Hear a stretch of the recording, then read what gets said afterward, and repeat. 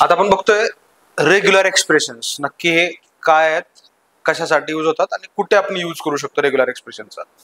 आता हे जनरल जे रेग्युलर एक्सप्रेशन्स आहेत, आता तुम्ही असं बघायला गेलो तर आपण हा मॅथमॅटिक्स मध्ये तुम्ही थिअरॉटिकल कम्प्युटर सायन्स मध्ये तुम्हाला रेग्युलर एक्सप्रेशन, लँग्वेज, ग्रामर या गोष्टी आहेत, त्याच्यामध्ये पण तुम्हाला याचा रेफरन्स मिळेलच.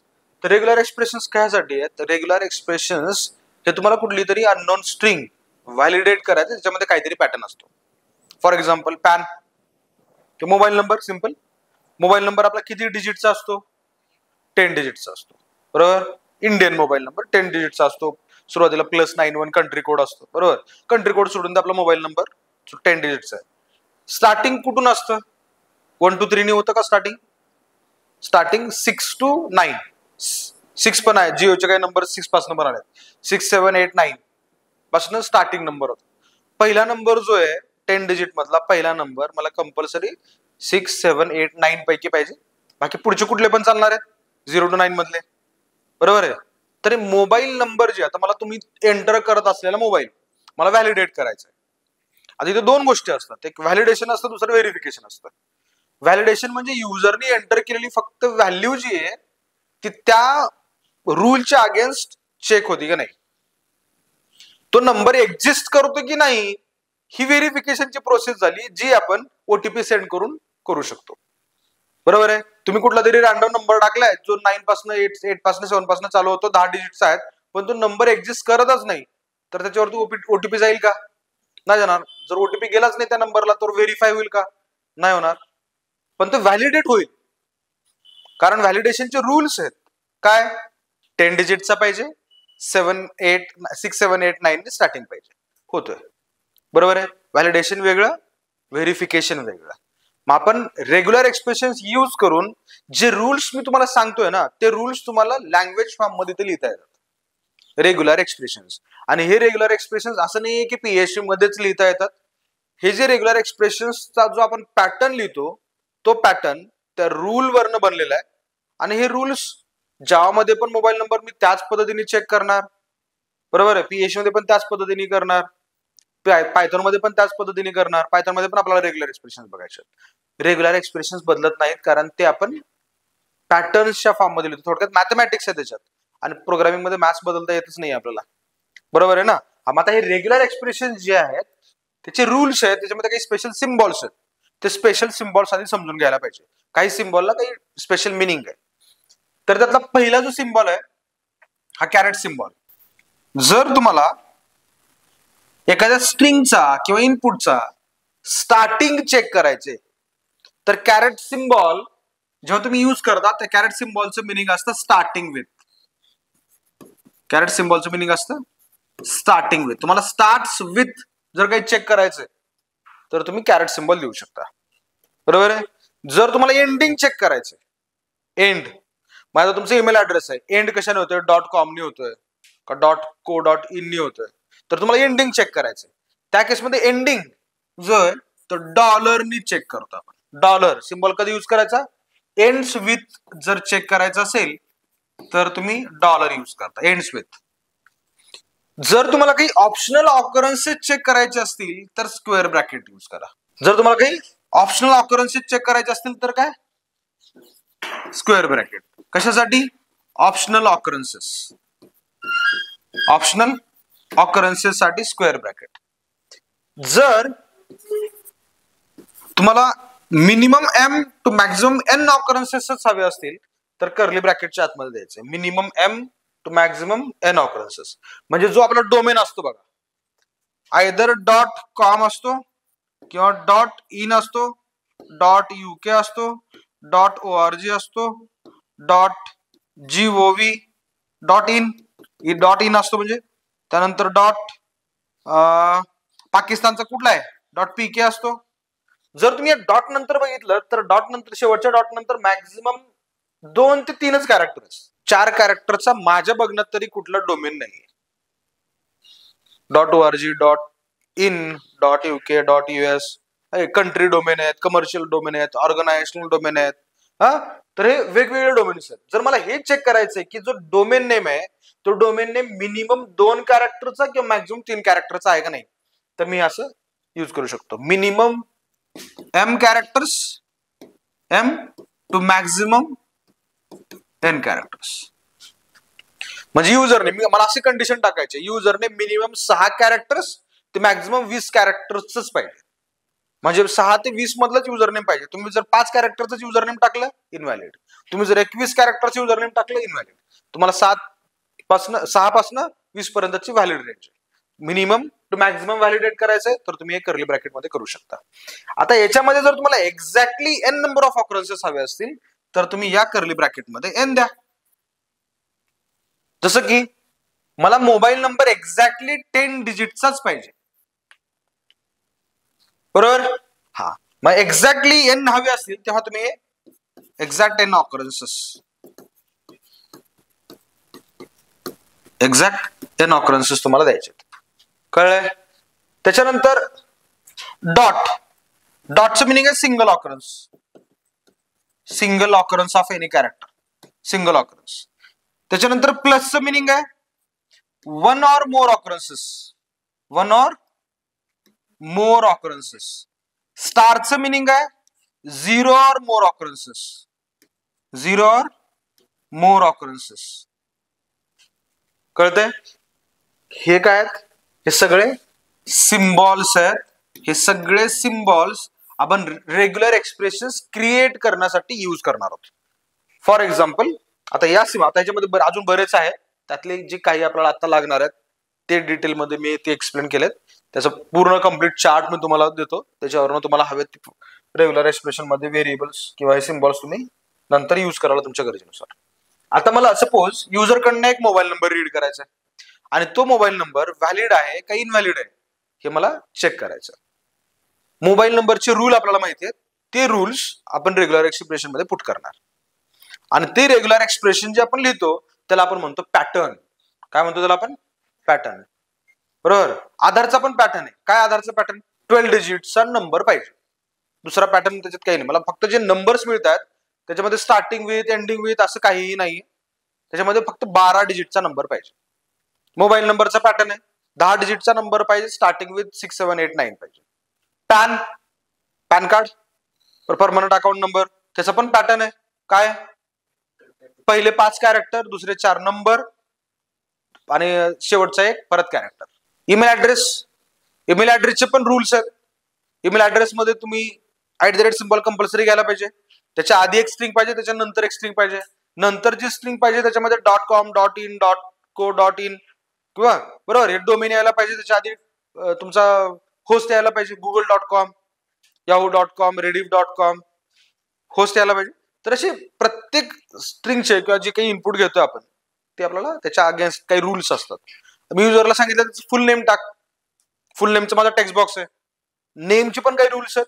आपल्या नावामध्ये जर नॉर्मल माणूस आहे तर त्याच्या नावामध्ये फक्त कॅरेक्टर्स असतात, बरोबर आहे ना. नावामध्ये नंबर नसतात किंवा नावामध्ये स्पेशल कॅरेक्टर्स आपण अलाउड करत नाही. मी व्हॉट्सअपच्या तुमच्या त्या अकाउंटचं नाव नाही विचारत आहे, किंवा तुम्ही जे इन्स्टाला नाव ठेवता ना ते काय म्हणतात त्याला डिस्प्ले नेम, ते डिस्प्ले नेम वेगळे. तुमचे ऍक्च्युअल जे नेम आहे ते ऍक्च्युअल नेम मध्ये कुठलाही स्पेशल सिम्बॉल नाही. रामदास मध्ये मी रामदास, जिथं मला युजर नेम लिहायची वेळ येते ना तिथे मी असंच लिहू शकतो. जर मला डिस्प्ले नेम इन्स्टाला लिहायचं असतं तर मी @MD @S हे असं काहीतरी फालतूपणा लोक करतात की नाही. मग हे काय डिस्प्ले नेम झालं, हे व्हॅलिडेट नाही करायचं मला युजर नेम व्हॅलिडेट करायचंय, बरोबर. तुम्ही आधार कार्डवरती आता आधार कार्ड तुम्हाला नवीन बनवायचं, तिथे गेला तर तुम्ही असं काहीतरी दिलात तर तो काय म्हणेल जरूट, बरोबर आहे ना. तुम्हाला व्यवस्थित नाव द्यायचंय. तर हे जे काही नाव आहे आता मला फुल नेम व्हॅलिडेट करायचंय तर त्याच्यामध्ये स्पेस चालेल, दुसरा कुठलाही सिम्बॉल चालणार नाही, फक्त कॅरेक्टर्स पाहिजे, कॅपिटल स्मॉल, बरोबर आहे. A to Z कॅपिटल चालतील, A to Z स्मॉल चालतील आणि एक सिंगल स्पेस चालेल, बरोबर ना. म्हणजे first name, middle name, last name validation होणार आहे. म्हणजे A to Z character small A to Z capital A to Z with space हे मी स्क्वेअर ब्रॅकेट मध्ये लिहिणार. याच्या व्यतिरिक्त जर दुसरं काहीतरी त्याच्यामध्ये आलं तर ते चुकीचं आहे, बरोबर आहे. म्हणजे रेग्युलर एक्सप्रेशन्स आपल्याला लिहिता येतात आणि ते अगेन्स्ट इनपुट व्हॅलिडेट करता पण येतात. आता जर मला व्हॅलिडेट करायचे असतील रेग्युलर एक्सप्रेशनच्या अगेन्स्ट इनपुट तर ते मला PH मध्ये चेक करायला पाहिजे. आणि ते चेक करण्यासाठी PHP मध्ये PREG_match नावाचं फंक्शन आहे. PREG_match function. आता हे PREG_match फंक्शन लेटेस्ट PHPच्या व्हर्जन मध्ये चालतं. PREGच्या आधी EREG फंक्शन होतं. EREG ते EREG आता करंट PHP मध्ये चालत नाही. तुमच्या बुक मध्ये EREG फंक्शन आहे पण ते वर्क होणार नाही. PREG_match हे फंक्शन वर्क होईल. हा तुम्हाला स्लिप मध्ये पण काही क्वेश्चन्स आहेत तिथे सांगितलं की EREG फंक्शन यूज करून करायचे पण ते रन होत नाहीत. त्यामुळे जर त्या स्लिप्स ज्या मी पाठवलेल्या असतील त्याच्यामध्ये जर EREG यूज केलेला असेल तर त्या ठिकाणी PREG_match टाका. तर PREG_match फंक्शनला 2 पॅरामीटर्स असतात. पहिलं असतं पॅटर्न स्ट्रिंग. काय असतं? Pattern string. आणि दुसरी असते ऍक्च्युअली इनपुट स्ट्रिंग जी तुम्हाला व्हॅलिडेट करायची. आणि जर हे इनपुट या पॅटर्न स्ट्रिंग बरोबर मॅच झालं तर PREG_match फंक्शन रिटर्न करतं ट्रू. PREG_match फंक्शन रिटर्न करतं ट्रू जर कधी दिलेलं इनपुट या पॅटर्नच्या अगेन्स्ट मॅच झालं तर, आणि नाही झालं तर फॉल्स रिटर्न करतं. कळतंय? हा मग आता हे जे रिटर्न करतंय ट्रू किंवा फॉल्स तर हे मी सगळे इफ मध्ये टाकू शकतो ना. ट्रू किंवा फॉल्स रिटर्न होणार आहे. जर इफ मध्ये ट्रू व्हॅल्यू आली तर करेक्ट इनपुट आहे, जर नाही आली तर एल्स मध्ये मी टाकणार इनकरेक्ट इनपुट आहे. बरोबर आहे? हा. आता PREG_match ला हे जे पॅटर्न लिहितो ना त्या पॅटर्नची एक रायटिंग स्टाईल आहे. ती स्टाईल समजणं महत्वाचं आहे. आता ती स्टाईल कशी आहे तर PREG_match फंक्शनला जो पहिला पॅटर्न आपण टाकतो तो पॅटर्न हा या 2 स्लॅशच्या आतमध्येच यायला पाहिजे. 2 स्लॅशच्या आतमध्ये. या स्लॅशच्या आतमध्ये मला सपोज मोबाईल नंबर व्हॅलिडेट करायचा तर तो मोबाईल नंबर मी आता सपोज इथं $P नावाने एक स्ट्रिंग बनवतोय. सिंगल कोट मध्ये स्ट्रिंग बनवतोय मी, लक्षात ठेवा. आणि इथे मी टाकतोय की मला स्टार्टिंग विथ चेक करायचे. तर स्टार्टिंग विथ आपण कशाने लिहितो? Caret symbol. बरोबर आहे? Starting with. मला स्टार्टिंग विथ कशाने चालणार आहे? 6, 7, 8, 9 म्हणजे 6 to 9 मधला कुठलाही डिजिट चालणार आहे. किती चालणार आहेत? स्टार्टिंग पहिला डिजिट चाललाय. किती पाहिजे? फक्त एकच पाहिजे ना. Starting with 6, 7, 8, 9. बरोबर आहे? तो एक्झॅक्टली याच्यामधनं या सेट मधनं मला एक्झॅक्टली एकच पाहिजे. बरोबर आहे? 6, 7, 8, 9 6 to 9 मी रेंज लिहिली. कशामध्ये लिहिले? स्क्वेअर ब्रॅकेट मध्ये. स्क्वेअर ब्रॅकेट म्हणजेच काय? Optional occurrence. म्हणजे यापैकी कुठला पण एक, एक्झॅक्टली एक मला पाहिजे. बरोबर आहे? त्याच्यानंतर मी स्लॅश काढतो. पुढे लिहूयात त्याला आपण. त्याच्यानंतर मला काय पाहिजे? पुढचे किती डिजिट पाहिजे? 9. मग पुढचे हा एक झाला ना. या 6, 7, 8, 9 पैकी एक मिळाला. मोबाईल नंबर मध्ये अजून 9 डिजिट ते पाहिजे. मग त्याला काही कंडिशन आहे का? काहीच नाही. त्याच्यामध्ये 0 to 9 कुठलेही डिजिट चालतील. बरोबर आहे? पण ते एक्झॅक्टली 9च पाहिजे. आणि इथंच माझा मोबाईल नंबर संपायला पण पाहिजे. Ends with. बरोबर आहे? स्टार्टिंग विथ 6, 7, 8, 9 एंड्स विथ काही पण असेल पण एंडिंग इथे लगेच व्हायला पाहिजे. त्याच्या पुढे कुठलंही काही स्ट्रिंग नकोय मला. हा माझा पॅटर्न झाला. हा आला पॅटर्न. हा मोबाईल नंबर साठी लिहिलाय. हा पाठ करून लक्षात राहणार आहे का? मोबाईल नंबर साठी लिहिलाय. पॅन साठी वेगळा लिहिणार. ईमेल ऍड्रेस तर कितीतरी रूल्स आहेत. जे रूल्स तुम्हाला माहिती आहेत ते रूल्स तुम्हाला या फॉर्म मध्ये लिहिता आले पाहिजे. आणि ते पाठ करून होणार नाहीये. कळतंय? ते तसं तुम्हाला बनवता आलं पाहिजे. तर हे आपण मोबाईल नंबर साठी पॅटर्न नावाची P नावाची एक स्ट्रिंग बनवली. आता ही जी स्ट्रिंग बनवली आहे, आता मी PHPचा एक प्रोग्राम लिहिलाय. सपोज युजर कडनं इनपुट घेतलं. आपण हे रन पण करून बघूयात. युजर कडनं आपण एक M नावाच्या व्हेरिएबल मध्ये युजरने एंटर केलेली गेट T1 व्हेरिएबल मध्ये T1 टेक्स्ट बॉक्स मधली व्हॅल्यू गेट थ्रू M मध्ये घेतली. M मध्ये आलेला जो मोबाईल नंबर आहे तो या पॅटर्नच्या अगेन्स्ट मला चेक करायचा आहे. मग मी कसं चेक करणार? इफ PREG_match हे फंक्शन $P म्हणजे पहिला पॅटर्न दिला आणि दुसरा युजरने एंटर केलेला मोबाईल नंबर दिला. जर युजरने एंटर केलेला मोबाईल नंबर 5134621354 असा असेल तर हा जो पहिला 5 आहे, हा पहिला 5 या 6 to 9 च्या या रूल मध्ये बसत नाही. पुढचं बसतो पण हे नाही ना बसत. बरोबर आहे. मग PREG underscore match function return करेल फॉल्स. बरोबर आहे. फॉल्स जेव्हा रिटर्न करेल तेव्हा मी एल्स मध्ये जाणार आणि एल्स मध्ये मी काय सांगायला पाहिजे? इनकरेक्ट मोबाईल नंबर व्हॅलिडेट झाला की नाही? सेमीकोलन. पण जर युजरने इथं 5 च्या ऐवजी एंटर केला असेल 8 तर करेक्ट आहे. हा पहिला 8 आहे आणि पुढचे 9 डिजिट आहेत. पुढचे काही पण चालणार आहेत. तर 1 + 9 टोटल 10 डिजिट फॉर्मेशन झालंय. पॅटर्नच्या अगेन्स्ट हा मोबाईल नंबर मॅच करतोय. ट्रू रिटर्न करेल. मग मी इथं इको करेन, इको करेक्ट मोबाईल. कळलंय? PREG underscore match function. Clear आहे? हा. आता सगळे व्हॅलिडेशन हे याच पद्धतीने होणार आहेत. आता मला सांगा, मला पॅन व्हॅलिडेट करायचंय तर काय बदलणार याच्यामध्ये? करेक्ट किंवा इनकरेक्ट? आता मोबाईल काढून टाकायचा. करेक्ट किंवा इनकरेक्ट असं आउटपुट दाखवायचं. युजर कडनं मला या एम मध्ये पॅन नंबर मिळाला, पॅन मिळालाय. तो पॅन मला व्हॅलिडेट करायचा तर या प्रोग्राम मध्ये बदलेल काय? पॅटर्न. बरोबर आहे. पॅटर्न पॅन साठीचं काय येईल? तो पॅटर्न फक्त सांगा. पॅटर्न समजला तुम्हाला, फक्त बाकी प्रोग्राम सेमच येणार आहे. पॅटर्न काय असेल पॅन साठी? स्टार्टिंग विथ, हा आता हे नीट डिकम्पोज करता आला पाहिजे. 4 कॅरेक्टर्स आहेत. बरोबर आहे. मग ते 4 कॅरेक्टर्स कसे लिहिणार आपण? मी सिंगल्स, हा curly, starting with curly bracket optional occurrence. हा कसं? स्मॉल A to Z टाकू दे युजरला किंवा कॅपिटल A to Z टाकू दे, चालणार आहे. म्हणजे युजरने जरी स्मॉल टाकलं तरी आपण CSS यूज करून त्याला कॅपिटल करू शकतो. कॅपिटलाइज करता येतं आपल्याला, त्यात काही प्रॉब्लेम नाही. बरोबर आहे. तर A to Z, capital A to Z याच्यापैकी किती ऑकरन्सेस पाहिजे? एक्झॅक्टली 4 पाहिजे, म्हणून इथं कर्ली ब्रॅकेट मध्ये 4 टाकले.